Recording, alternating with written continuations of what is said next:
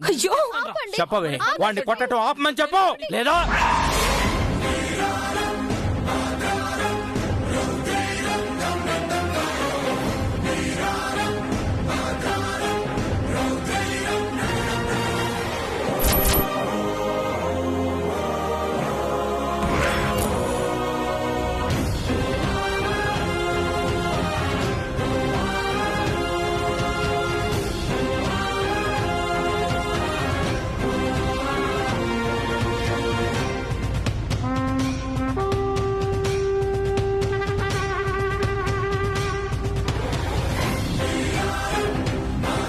ఎందుకురా వీడిని కొడుతున్నావు? కారణం చెప్పకుండా చితకబాదారు డాడీ. అవును ప్రసాద్, పశువును కొట్టినట్టు కొట్టాడు. వీడు పశువు కాబట్టి కొట్టాను. షడప్! వీడు నీ తమ్ముడు. ఏ రకంగా నా తమ్ముడు? నీ పిన తల్లి కొడుకు. అప్పుడు మా అమ్మ వీడికి ఏమవుతుంది? పెద్దమ్మ లేక పని మనిషా?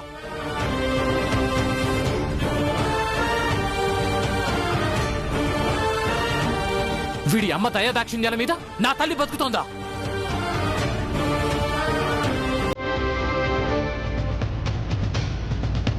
అవునరా, భువన దయ తలిచింది కాబట్టే మీ అమ్మాయి ఇంట్లో ఉంది. ఆ మాట అనడానికి నీకు సిగ్గుగా లేదు?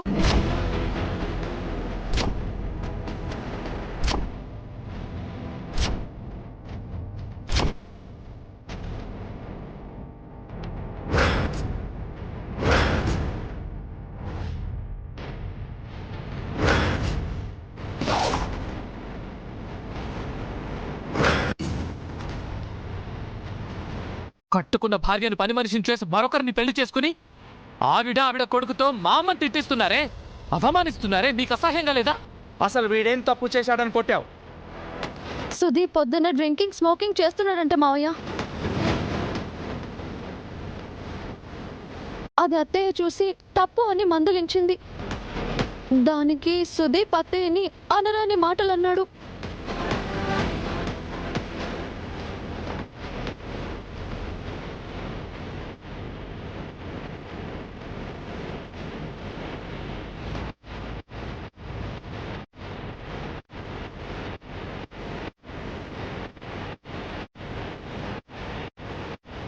ఏమ్మా, ఇదో కొత్త నాటకమా?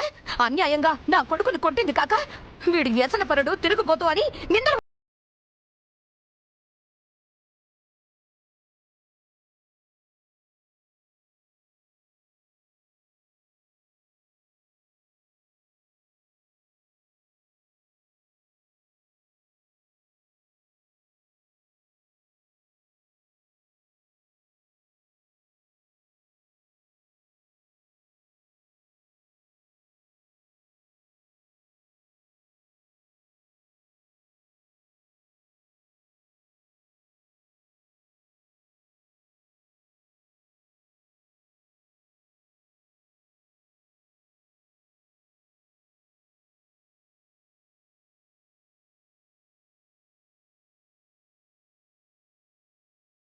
అందుకు బాధ లేదు మీకు?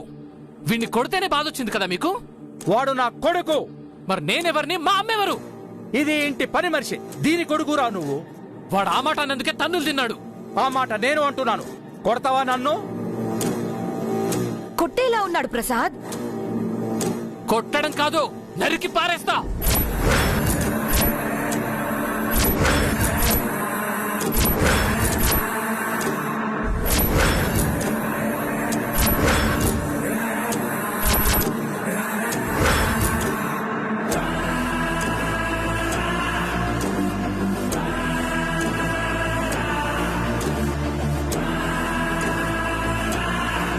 హర్ష, ఏంట్రా మాటలో?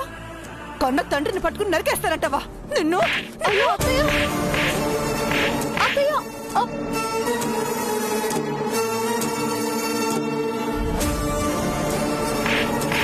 ఒరేయ్, వెళ్ళు. మీ నాన్నగారు కాళ్ళ మీద పడి క్షమాపణ అడుగు. వెళ్ళు. ముందు వీడు నీ కాళ్ళు పట్టుకుని సారీ చెప్పాలి. చెప్పరా? వాడు చెప్పడు. అయితే నేను సారీ చెప్పను. అవసరం లేదు. నన్ను చంపుతాను అన్నవాడు ఇంట్లో ఉండటానికి వీల్లేదు. తక్షణం వెళ్ళిపోండి. ఏమండి, వాడేదో కోపంలో ఏదో తెలియక మాట్లాడుతున్నాడు. దయచేసి ఇంట్లోంచి వెళ్ళిపోమని అనకండి. వెళ్ళకపోతే నా కొడుకును కొట్టే నేరానికి వీడిపై కోర్టులో కేసు పెడతాను. పెట్టండి. మా అమ్మకు అన్యాయం చేసి ఇంకో పెళ్లి చేసుకున్నారని నేను కూడా మీపై కేసు పెడతాను.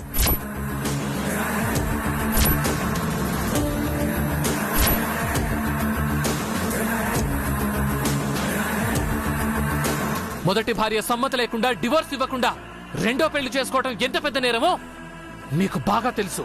నా మీదే కేసు పెడతావా? కొడుకుపై తండ్రి కేసు పెట్టినప్పుడు తండ్రిపై కొడుకు కేసు పెట్టడం తప్పేం కాదు. అసలు దీనికంతటికి కారణం నువ్వే. నువ్వు నీ విధవ పెంపకం. నన్ను ఆగండి.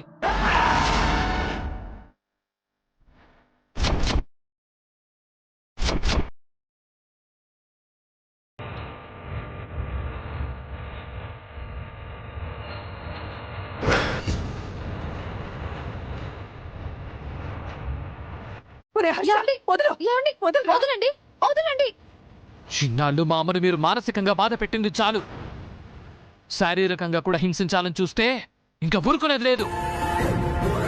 కట్టుకున్న భార్యను అవమానించటం మీ సంస్కారమేమో. కన్న తల్లి బాధపడుతుంటే తన కొడుగ్గా నేను తలదించుకొని ఉండలేను. మీ దయా దాక్షిణ్యాలు మాకక్కర్లేదు. మీ ఇల్లు పరువు ప్రతిష్టలు కూడా మాకక్కర్లేదు. మేము వెళ్ళిపోతాం. వెళ్ళరా, వెంటనే వెళ్ళిపో.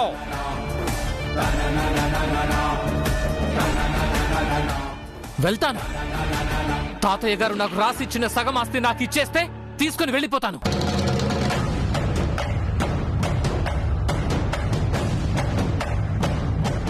ఏంటండి అలా మాట్లాడుతున్నారు? మావి గారు, మాకే ఆస్తి వద్దండి. మేము ఇంట్లోనే ఉంటాం. వద్దండి. మనకి ఇల్లు ఈ మనుషులు వద్దు. మన ఆస్తి తీసుకుని వెళ్ళిపోదాం. లాయర్ గారు, వాటా పంచండి. నా ఆస్తి ఇవ్వండి. ఏంట్రా ఆస్తి ఆస్తి అని తెగరుస్తున్నావు? అసలు వీలునామాలో ఏమి రాసిందో తెలుసా నీకు? చూపిస్తాను, ఇప్పుడే చూపిస్తాను. ఏమండి, ఏంటండి మీరు అసలు?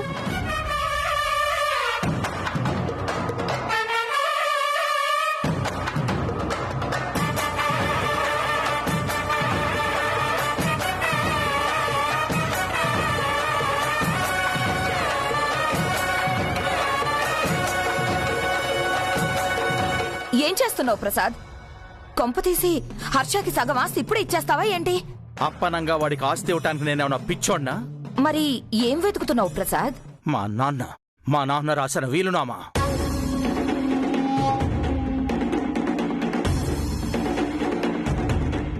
ఇదే. దీంతో వాడి కళ్ళక కట్టిన మబ్బులు వీడిపోతాయి.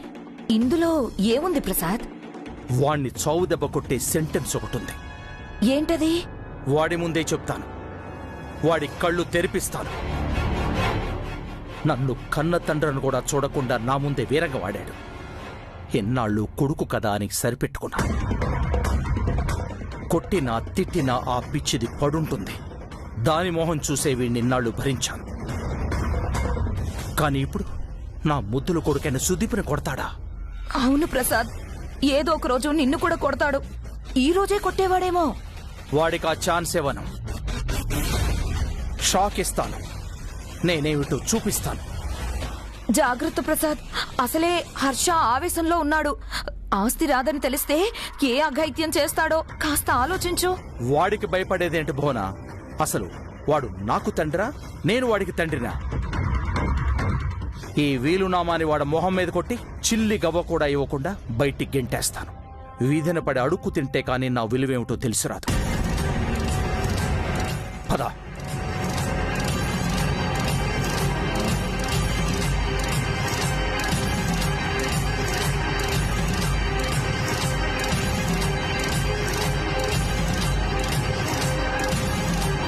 ఏమండి, ఎందుకు సుదీప్ పైన చేయి చేసుకున్నారు? ఇప్పుడు ఏం జరుగుతుందో ఏంటో. ఏమైనా జరగనివ్వండి. మా అమ్మను అవమానిస్తుంటే చూస్తూ ఊరుకోలేను.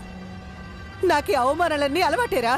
వ్రతం జరగాల్సిన ఇంట్లో గొడవలు జరుగుతున్నాయి. వద్దంటే వింటున్నావా? నీ రాత మారాలమ్మా. కొత్త రాత రాయాలి.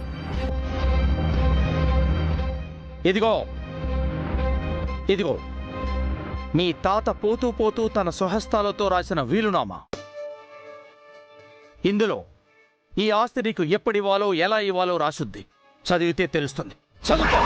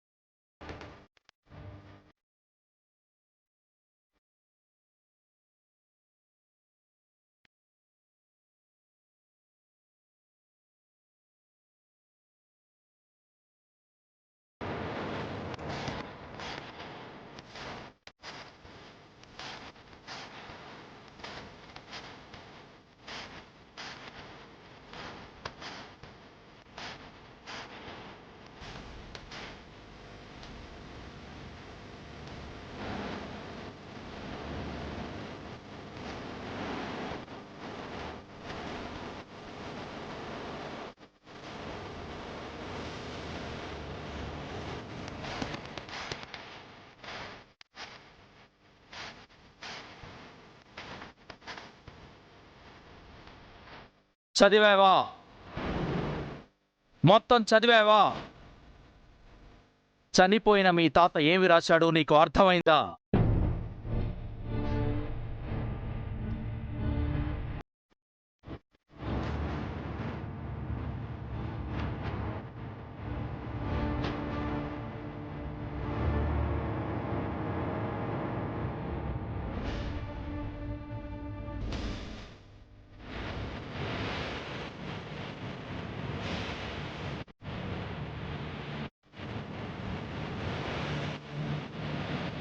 ఏముందమ్మా అందులో?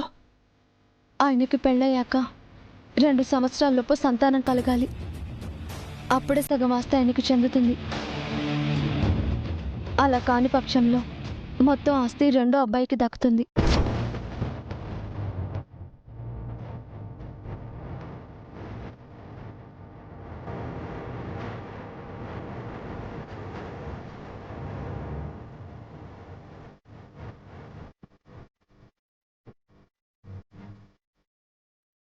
నిజంగా నిజంగా మావయ్య గారు అలా వీలునామా రాశారా? ఇలా ఇవ్వు.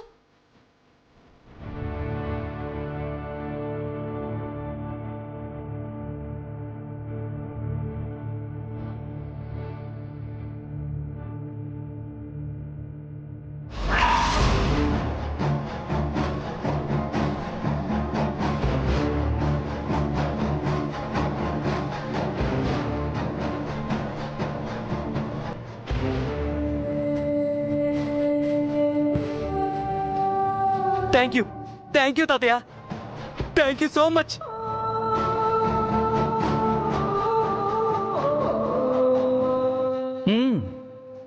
నా ఆస్తి నా ఆస్తి అని అరిచావు కదా, ఇప్పుడు అర్థమైందా? నీకు పెళ్ళైన 2 సంవత్సరాల్లోపు నువ్వు తండ్రివి కావాలి, లేకపోతే ఆస్తిలో చిల్లి గవ్వ కూడా నీకు రాదు. అయింది. ఇది తాతయ్య రాశారో లేక తమరు వేలు పెట్టారో తెలుసుకుంటాను. తమరు అసలే క్రిమినల్ లాయర్ కదా. వీలునామాను మార్చి రాయడం ఎంత పెద్ద క్రైమో మీకు బాగా తెలుసు. ఛే, మార్చి రాయాల్సిన కర్మ నాకు లేదు. నేను సంపాదిస్తున్నాను. You know, I'm the highest paid advocate in twin cities.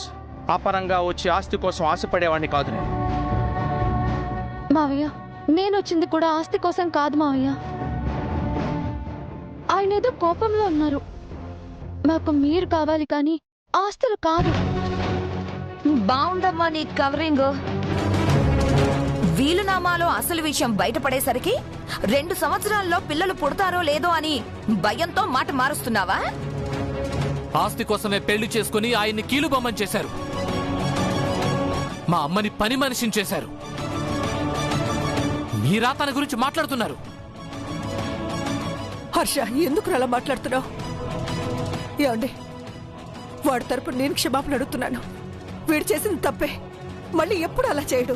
క్షమించండి. కావాలంటే నేను మీ కాళ్ళు పట్టుకుంటాను. ఆగమా, నువ్వు ఎవరి కాళ్ళు పట్టుకోవాల్సిన అవసరం లేదు. ఆయన కాళ్ళ మీద పడ్డావో నా మీదొట్టే.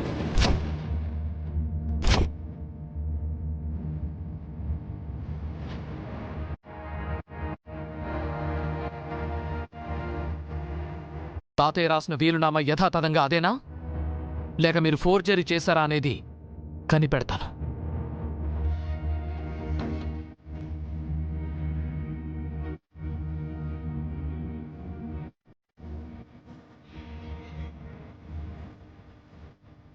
ఇది ఆస్తి కోసం కాదు, మా అమ్మ అస్తిత్వం, వ్యక్తిత్వం కోసం చేస్తాను.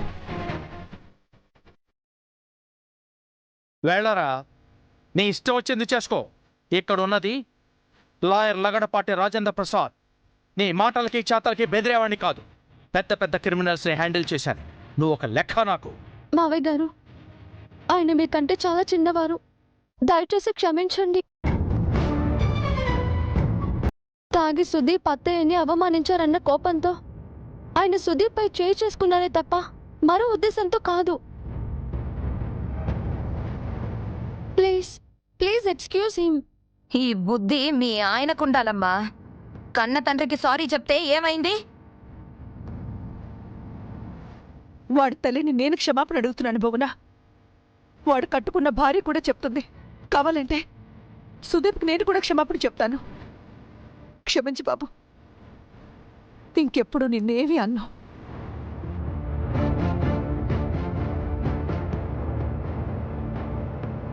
అనాల్సినవన్నీ అన్నారు, కొట్టించారు. ఇంకెందుకు సారీ?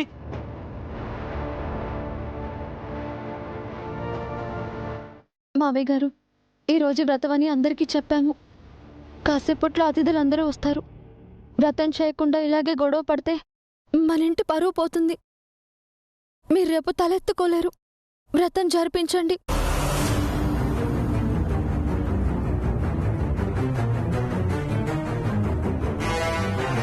వాడేదో అన్నాడని వ్రతాన్ని ఆపేంత దుర్మార్గుడిని కాదు నేను.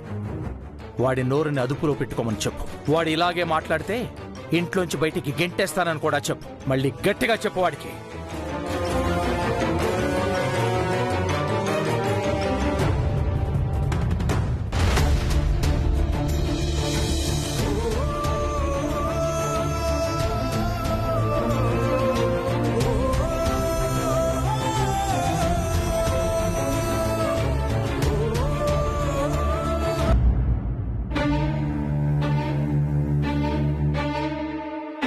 ఆ మాట నేను అంటున్నాను.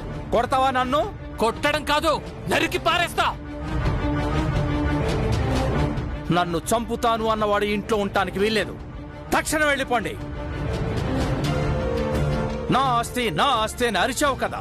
నీకు పెళ్ళైన 2 సంవత్సరాల్లోపు నువ్వు తండ్రివి కావాలి. లేకపోతే ఆస్తిలో చిల్లి గవ్వ కూడా నీకు రాదు. చూసారా అండి, మీరు ఆవేశపడ్డం వల్ల ఎంత అనర్థం జరిగిందో. అంటే వాడు మా అమ్మను అవమానిస్తున్నా నేను చూస్తూ ఉండాలా అండి? ఒరే, కొన్నిసార్లు మౌనంగా ఉండటమే మంచిదిరా హర్ష. ఇన్నాళ్ళు నువ్వు మౌనంగానే ఉన్నావు కదా. ఏం జరిగింది? చీత్కారాలు, అవమానాలు ఇవేగా మిగిలాయి. మనం కూడా అత్తయ్యకి అదే మిగిల్చాం కదండి.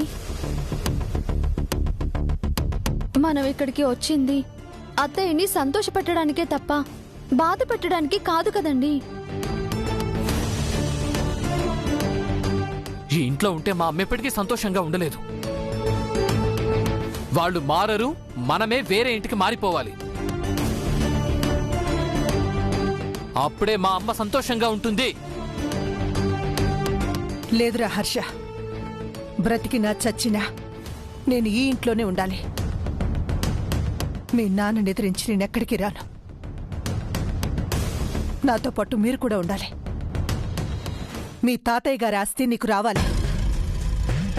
మీ పిల్లలు ఆ ఆస్తి అనుభవించాలి. అదేరా నా కోరిక. అమ్మా, ఆస్తి కోసం చూస్తే నీకు మనశ్శాంతి ఉండదు. బయటకు వెళ్ళి నేను సంపాదిస్తాను. మనకే ఆస్తి వద్దమ్మా. కావాలి హర్ష. ఆస్తి లేదనే వాళ్ళు మనల్ని హీనంగా చూస్తున్నారు. నాకు ఆస్తిపై గౌరవం ఉంది, ఆశ లేదు. డబ్బుంటేనే గౌరవం హర్ష. వీలునామా ప్రకారం 2 సంవత్సరాల్లో మీకు పిల్లలు పుడితే తాతయ్య గారి ఆస్తి మీకు వస్తుంది. 2 సంవత్సరాలు కాదు, 1 సంవత్సరమే. 1 ఇయరా? 1 ఇయర్ ఏంటండి? టెంపుల్లో మన పెళ్లి జరిగాక ఆ ఆఫీస్లో మన పెళ్లి సంవత్సరం క్రితమే జరిగినట్టు రిజిస్టర్లో ఆ డేట్ మార్చేశానండి. అప్పుడే కదా మంగ హార్ట్ ఆపరేషన్ కోసం మనకు పాలసీ డబ్బులు వస్తాయి. ఇప్పుడు మీ పెళ్లి జరిగి సంవత్సరం అయినట్ట? అవునమ్మా, మంగ ఆపరేషన్ డబ్బుల కోసం చిన్న మోసం చేయాల్సి వచ్చింది.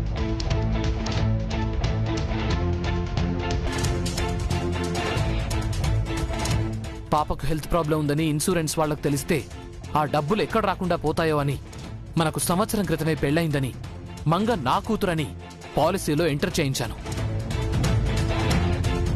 మరి సంవత్సరంలో మీకు పిల్లలు పుట్టకపోతే?